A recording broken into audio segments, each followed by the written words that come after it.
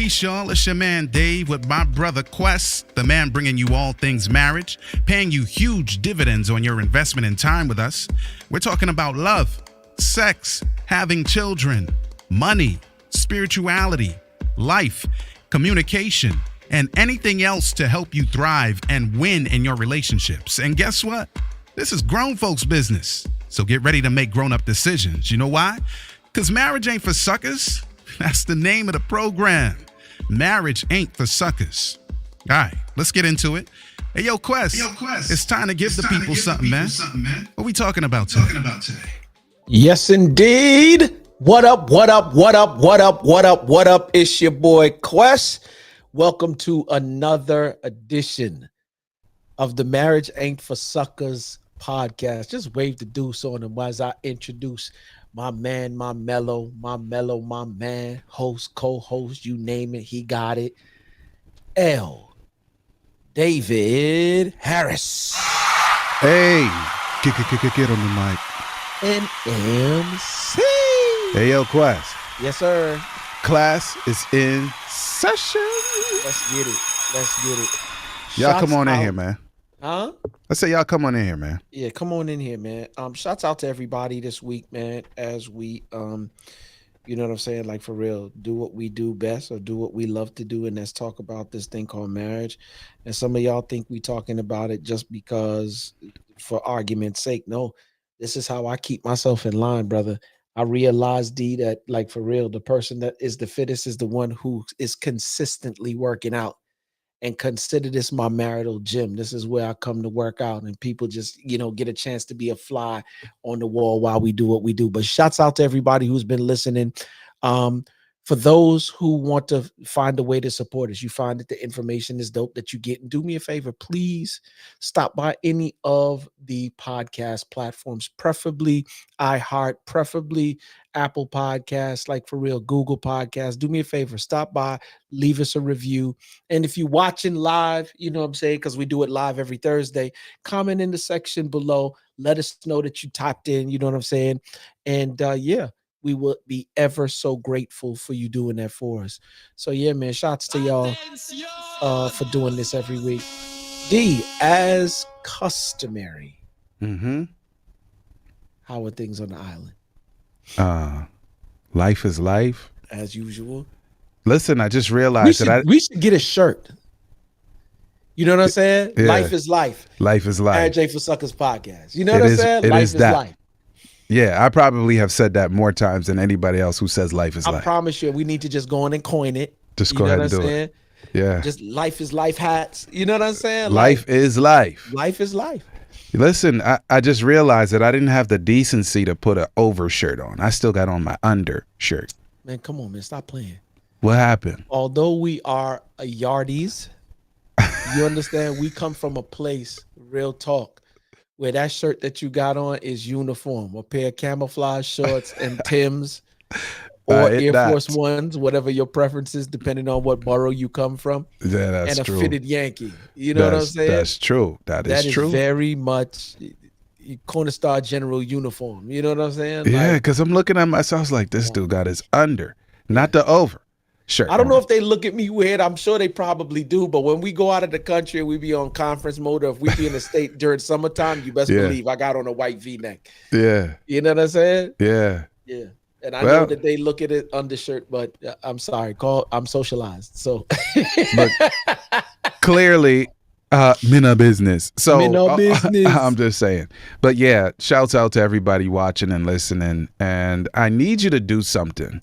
Yeah. I need you to prepare your mind for the marital success coaching program that we are going to give people the privilege, and I mean that sincerely, of being a part of. Community, Keep Your Vow, the Keep Your Vow marital success program.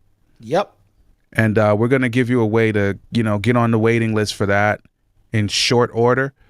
But this is not a joke thing. We already set up the free ebook, so we're getting that taken care of, and everything else, man. We trying to make not trying. I'm using a colloquialism from DC. I lived there for a long time, but what we're doing is positioning people to experience phenomenal marriage. Phenomenal. How did I do, bro? Did it work out? Phenomenal. You know what I'm saying? Yeah. So that's where it is. So just be on the lookout for the Keep Your Vow Marital Success Coaching Program. Marital Success Yes, sir. Coaching Program. Yes, sir. MSCP. That's right. Good. We're talking about 90 days of needle moving, results oriented, needle moving, successful marriage, not just tips, but we're going to have an experience that will change your lives. And because legacy is one of the 3 pillars, lives of generations to come. I'm just promise. Triple promise. Let's go. D, it's so funny. I was speaking to my father while we were at the gym this morning. I was on the treadmill and we were talking, and he and I were just pretty much going through some of the regrets, and he was apologizing for some of the things that he wasn't when I was like, Daddy, stop. Let me free you up real quick. You moved based upon information that you had. Plain and simple. I have access to more information in this stage of our existence than you did when I was, True. Nico and Mason's age. So let me just free you up. You can have the regrets if you want to, but why would you have regrets about stuff that you didn't even? It's like holding somebody in expectation of something that they don't have the power to give you. It's an unfair expectation, right? So what I was telling them now is that because we got this information, when Nico and Mason get to my age, I'm not trying to shift I'm trying to shift the entire lineage without having to shift the entire lineage, if that makes sense. What am I saying? I'm saying that if we starting here and this is where we want to go, let me start with making the shift to here. How I raised Nico and Mason will make the shift to here. The next generation will make the shift to here. And ultimately, at some point in time, however God decides to do it, whether in 3 generations, 4 generations, however he decides to do it, at some point in time, the lineage will be heading in the direction that we want it to head in. And so that's what we want to do with this marriage success coaching program, is give you information. Now, here's the caveat. You can't just get the information and not do nothing with it. You got to get the information and do something with it, like actually put it into practice. Yeah, we're on transformation, man. A lot of these coaching programs, and I need y'all to hear me and hear me clearly. This is where we are separating ourselves. Normally, I really don't care what other people are doing, Quest, but in this case, I need to care about it. Yeah. And I said most, and I said it advisedly, most coaching programs of any sort are about moving information from one or a number of persons' brains into other people's brains. But they stop short of what really matters, which is transformation. Come on. See, that's what we need. Like, you can go on YouTube and get information. So I'm going to tell you, you can go on YouTube and watch a bunch of stuff. That's not what we give you. And there's no diss to YouTube. There's a lot of incredible stuff. I've put thousands and thousands of videos of my own face and voice in the YouTube. But what I'm saying is, this is transformational stuff that you're not going to get outside of community. And there are few communities that you'll get it outside of this community. I'm just saying. So it's no hype, man. I'm not about the hype, bro. Nope. That's not my style. I don't have time for hype. So just know that. And let's go ahead and hit them and hit them with the good stuff, man, about foundation with the few minutes that we have today. Yep. Yeah. So listen, Quest. Yeah. Simone and I. Oh, let me say something about your pops, right? Yeah.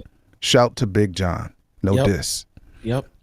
Right. My mom, who was born in 1947, she had her first child at age 19. I had my first child at 37 or 8. Yeah, we right around the same age. I think I had mine a couple of years after, but yeah. So let that settle in. So be free, Sir John, Daddy. Yep. Be free. Be free. All right. So, foundation. Simone and I, and we're not completely unusual, but there are very few. Mm-hmm. We went to the what I'll call extreme, but I don't mean that in a negative sense. Mainly because of David, that's me, to preserve family unity and balance. I'll give you just an example. One example. When our son Josiah was born nearly 13 years ago, I resigned from a career in higher education that I didn't deserve to even be in on paper. And I was still growing and climbing and being very good at what I did. Responsible for veterans benefits. Yep. Responsible for, people coming in from other countries who need to get an education. They had to come to me because I was the official for that, and a whole bunch of other stuff, right? But it's like family values time.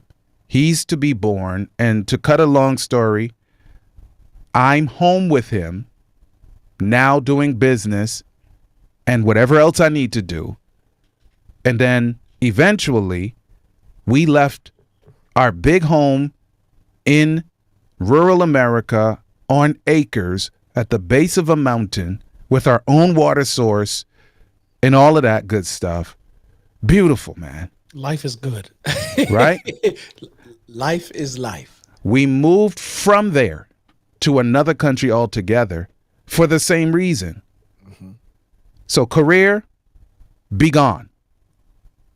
It's like, what? That don't make no sense. Listen, my behavior style makes sense out of everything. Like everything has to make sense or I won't do it. But, wait a minute. Family values trumped what seemed or did not seem logical.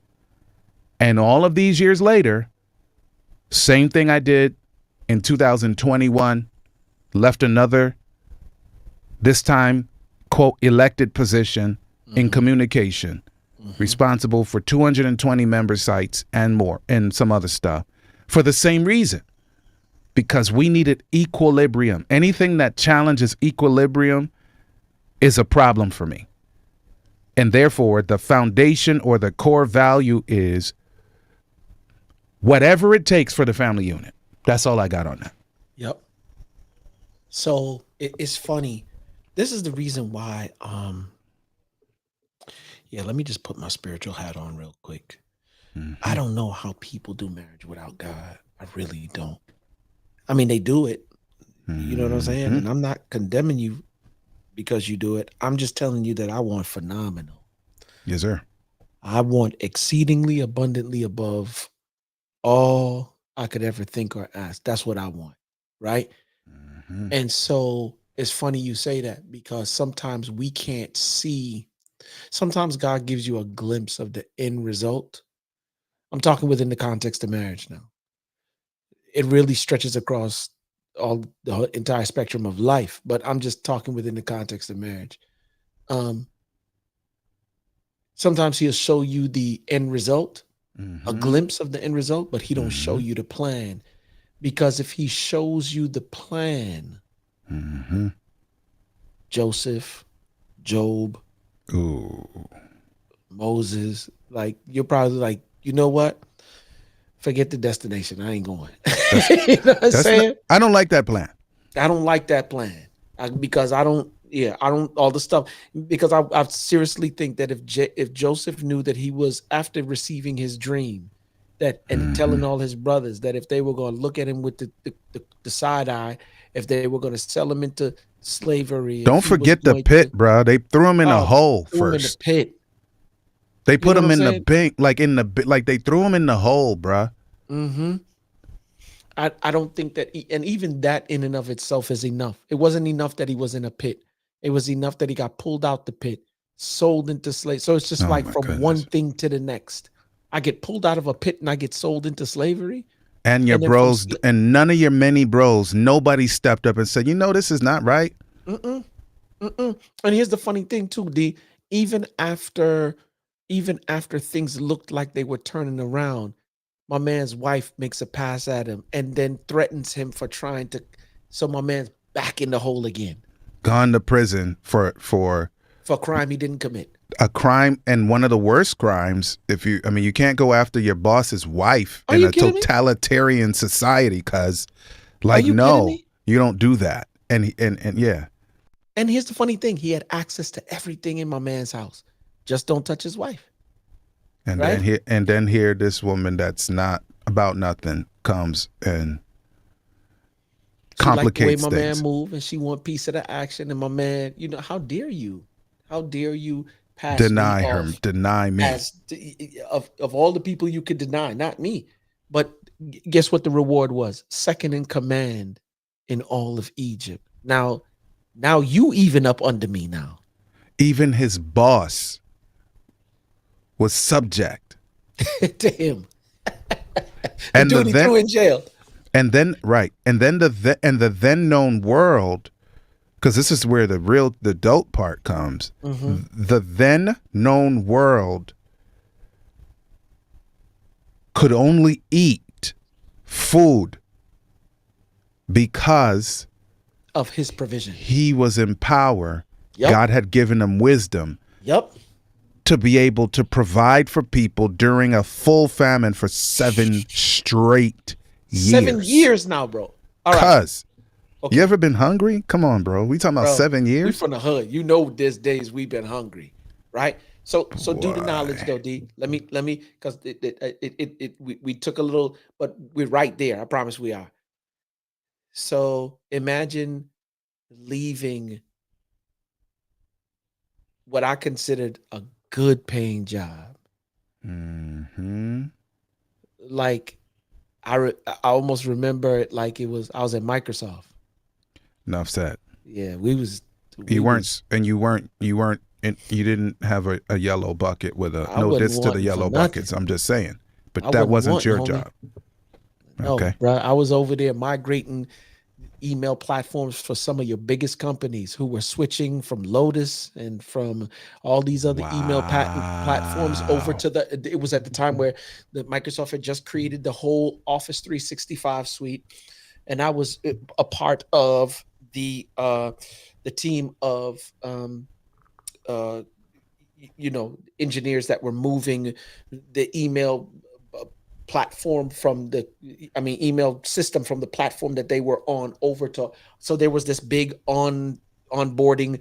We would have staff meetings before that, and then we would actually go and move over all the pieces of their servers to our servers, and like legit, this is what we're doing, and talking to their email administrators and so on and so forth. So yeah, we was getting paid lovely to do that stuff, right? So there was nothing that until you hear like, yeah, it's time to go. Mm-hmm.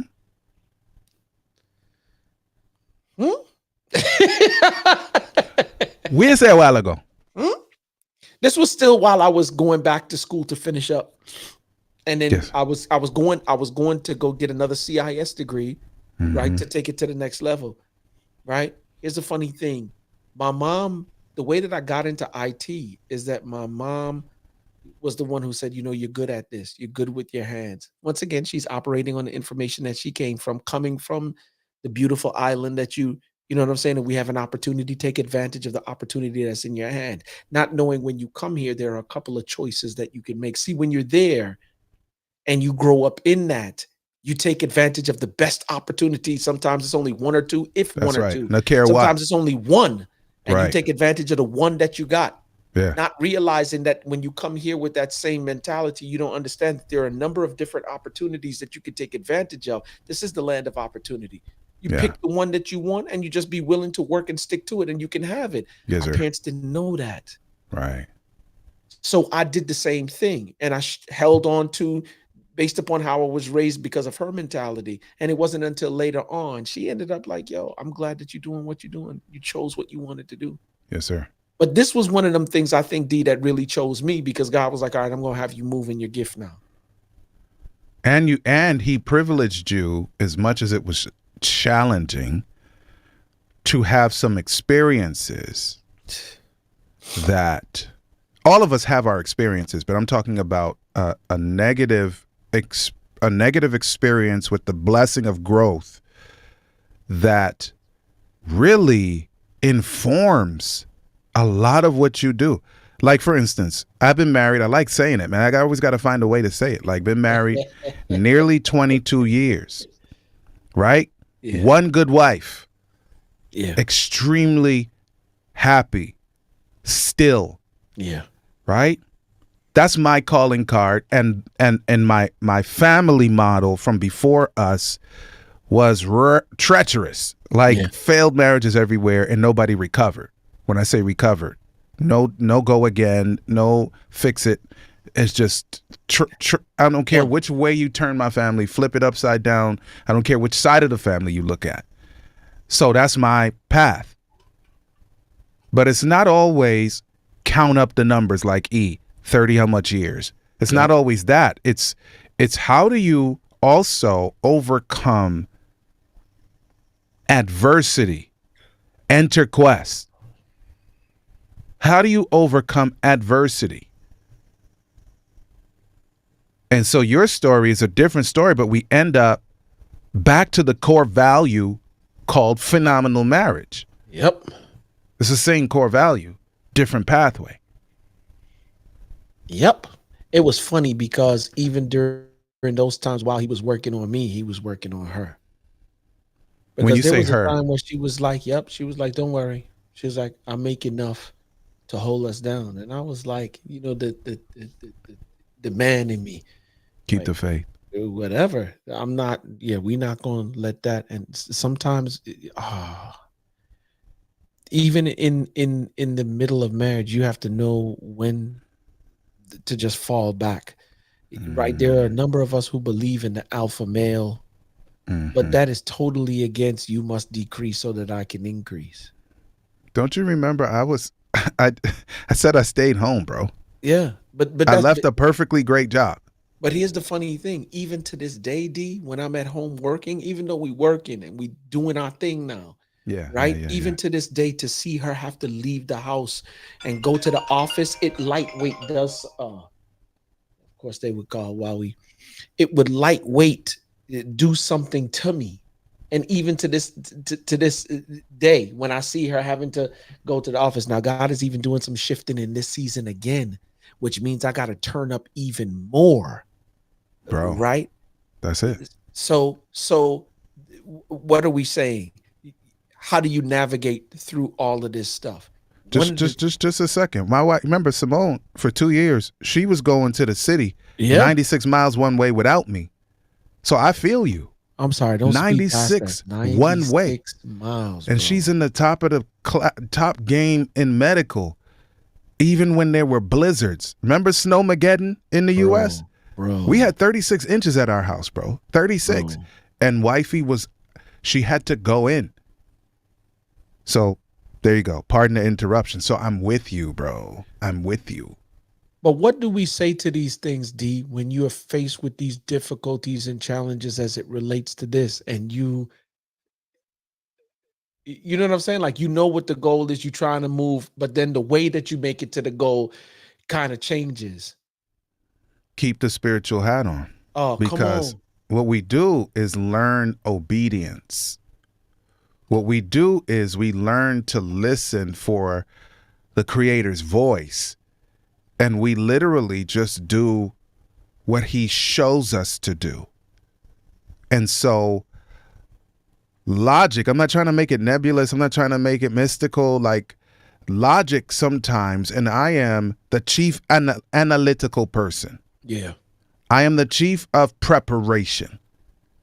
I'm the chief of, if it don't make sense, don't do it. Yeah, that's you and Faith. You see? Right?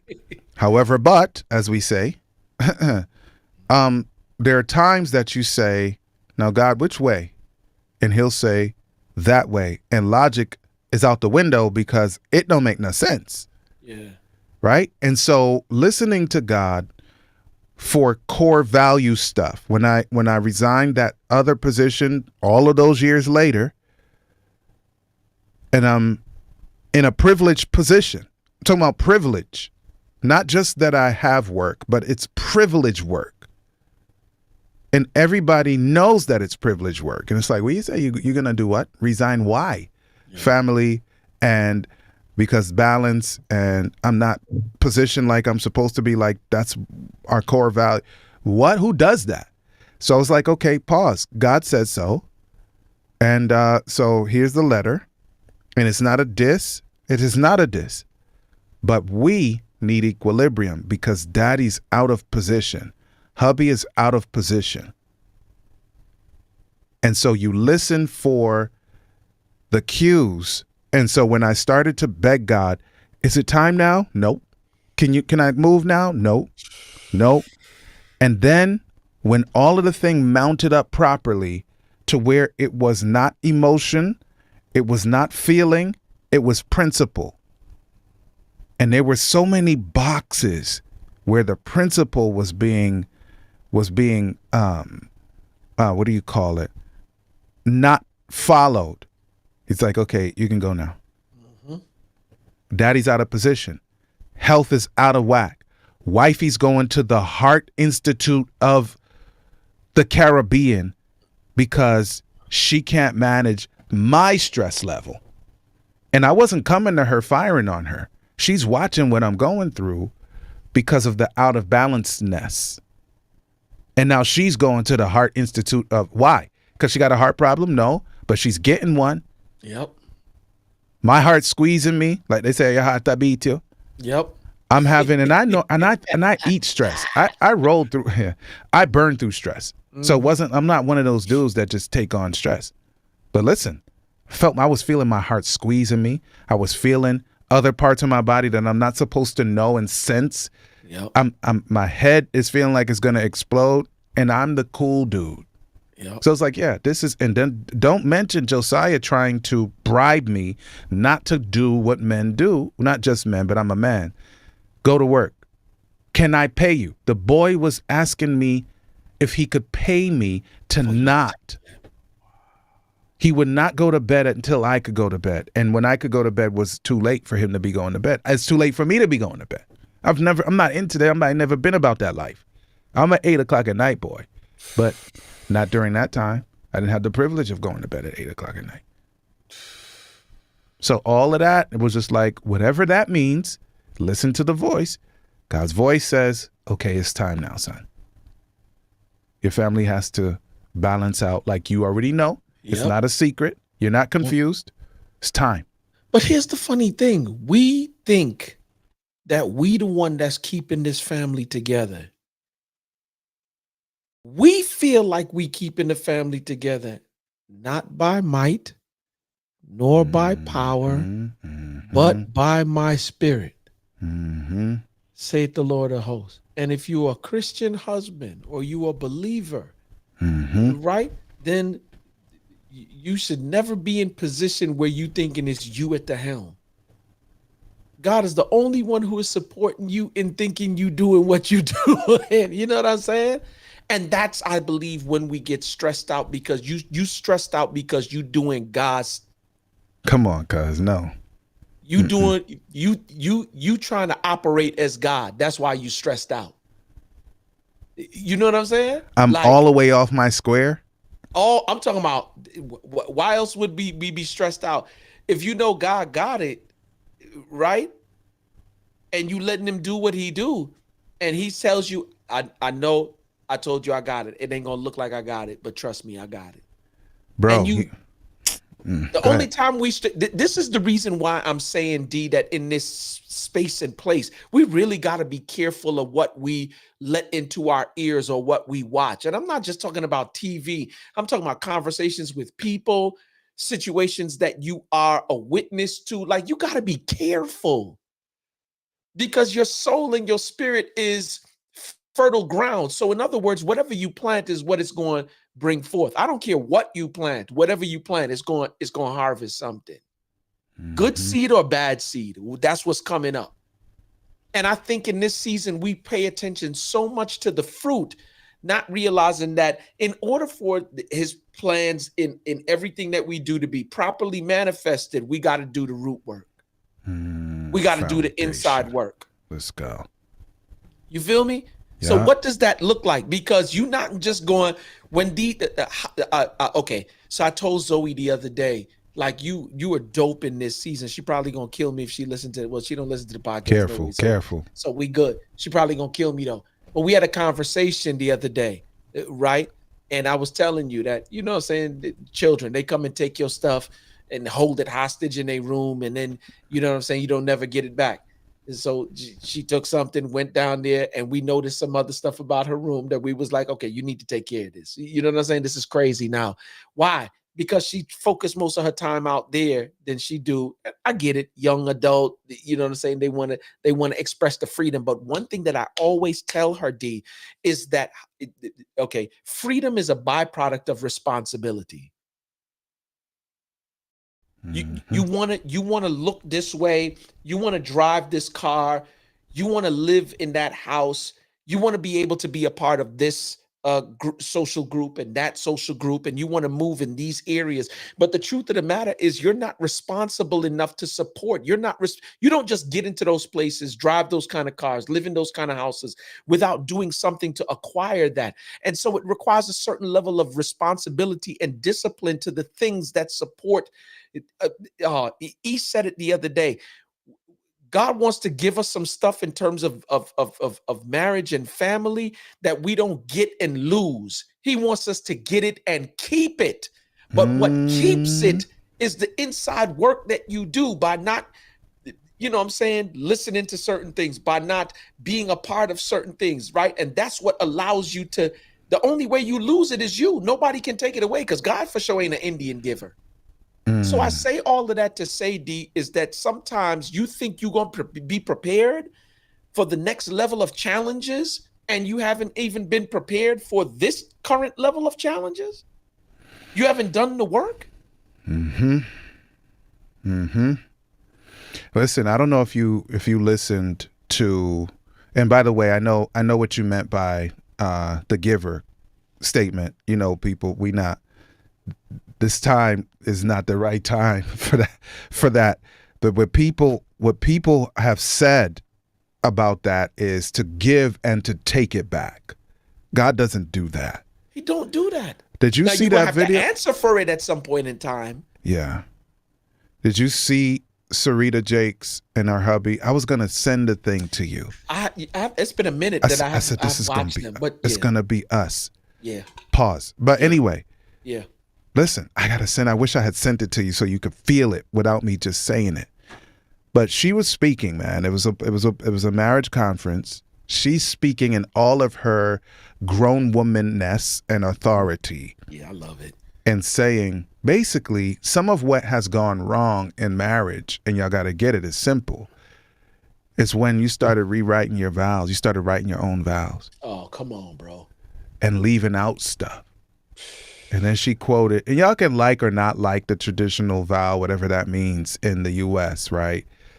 But when she went down through that vow and the commitment level that is in sickness and in health, bro, you're going to jump off of something when you watch it, bro. Yeah. Right? Until death do us part. And she said, when y'all started writing your own vows and leaving stuff out, then you trivialized it. But I can't say it like her. I should have put it on here, man. I should have put it on there and just took the lumps if they saw it. But bro, I was like, man, I wanted to run through the wall. It was so incredible. And I'm like, yep, see that? Because it was really a picture into the mindset of a lot of people who are getting married. Like Simone will tell you, I'm not really open to, I don't like going to people's weddings. And listen, know this, because I'm not judging it, bro, but we got statistics. I'm like, most of y'all lying. So why am I going to waste my energy? And I'm not saying that everybody's lying. And I can't say I'm a mind reader. I'm not clairvoyant. But I'm just saying a lot of people that invite us to weddings haven't done the pre-work. And I'm like, why am I going there to hold a flag knowing that in a year's time, something is going to change drastically. And you're going to be telling me you're done with it. I don't even ask people, pardon me, one thing. I don't even ask, when I see like Quest, I don't see you in like some weeks or months or years, and be like, yo, how's faith? I don't ask that question no more, because almost 100% of the time people are like, well, we're not together anymore. I'm going to put on a suit I don't like to wear to come watch that. And then in a year's time, you're going to say, we're not together anymore. Bro, let me tell you something. Shouts out to E. Shouts out to Dee Dee. We were having a conversation last night. And this same thing that you're talking about. There are a couple of couples over the last 5 years. I'm talking about couples where everybody looked at like, yes, they gonna be good. Are the same couples who ended up falling to pieces or on the verge of falling apart. Oh, Lord. And I'm wondering to myself, like, God, how? And he said, simply because they're not doing root work. Found. You hear people hear me say these little sayings and stuff, D, and they think it's cute when I say stuff like a marriage is only as strong as its least developed individual. How often are you reading a book? How often are you working on yourself as an individual? How often are you working and doing what you need to do for the marriage and for the relationship? Are you a selfish individual or a selfless individual? Which one? Because that'll determine where this is really going. And so to your point, like I'm always going to be in position where I'm working on me first and foremost, and then making sure, hey, is there anything that I can do for you? Because if I give. Oh, yes. Yes. Yes, sir. As we say in our coaching communities, we have to be our first clients. That's it. There are a lot of people trying, and we'll just keep it in this context, a lot of people waxing eloquently on all kinds of different platforms and in all types of different programs, talking about marriage. And really what they're doing is literally just talking.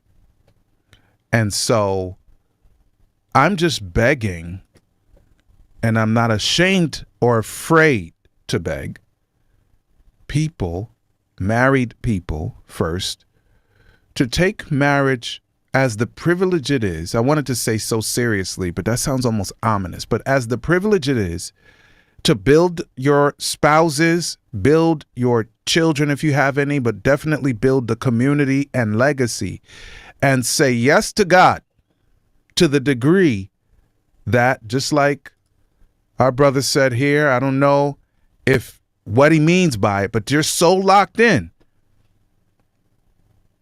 that you are only willing to that's keep, Strobridge. Yes, only willing to keep your vow. And listen, I'm no shade. I'm not getting into none of the negative side of stuff. We're talking about producing so many marriages where people, through adversity or no. Oh, slow down, D. We are talking about building so many marriages that whether through adversity or not, that we're standing up on our own both spouses, both partners, both the man and the woman together, locked arms, are saying, whatever happens, hell or high water, I'm staying. And I get it. We can make up all kinds of scenarios, and some of them be true. I can't get into that right now. But D, here's the funny thing, and I want to say this before. There's only one type of person that can make that, right? Yeah. One who is single. And let me not say that. One who is unique. One is separate. And when I say separate, not apart from, set aside for, and the biggest one who is whole. Complete. You should never enter into anybody's marital relationship until you've achieved those three. If you haven't achieved those three, don't walk into nobody's marriage. Save your marriage before it starts. And if we've not had that privilege, for whatever the reason, wherever we are in our marriage situation today, it's time to lock arms with ourselves, meaning our own families, and I dare say, and I'm not ashamed, join community where people are holding one another accountable to say, but hold up, man. Y'all were talking all that slick stuff for all those years on that podcast, Dave. Quest, y'all were talking all that stuff about all that keep commitment stuff on the podcast. Y'all look like you slipping. Like, how you good? Like, y'all good? We not settling for separation from the vow, separation from the people that we love. We're not settling for that. Status quo is out the window.